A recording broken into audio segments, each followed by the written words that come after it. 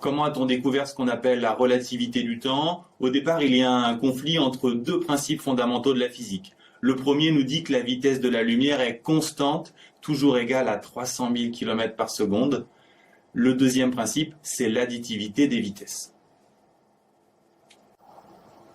Pour comprendre ce principe d'additivité des vitesses, imaginez que vous roulez à 100 km/h et que vous êtes suivi par une voiture qui roule à 120. Si vous regardez dans votre rétroviseur, c'est-à-dire depuis le référentiel de votre voiture, vous avez l'impression que l'autre voiture vous suit à 20 km/h.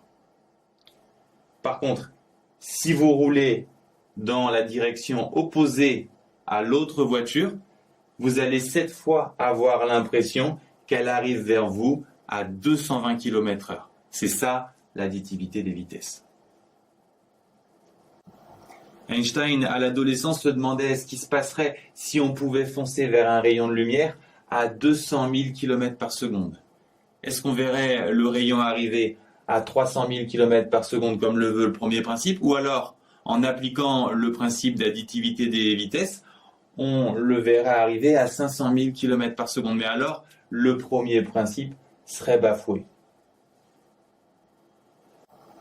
Difficile d'imaginer à l'époque une expérience avec un vaisseau spatial, on vient tout juste d'inventer les premiers avions, mais Michelson réalise une expérience qui va permettre de trancher la question. Il pense à utiliser un vaisseau spatial qu'on a tous juste sous notre nez, la Terre qui tourne autour du Soleil à 30 km par seconde.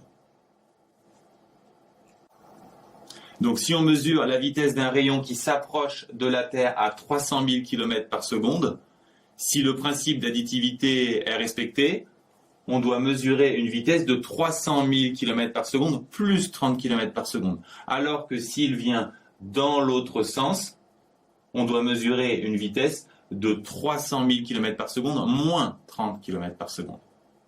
Mais Michelson a beau faire et refaire son expérience, il trouve dans toutes les directions 300 000 km par seconde.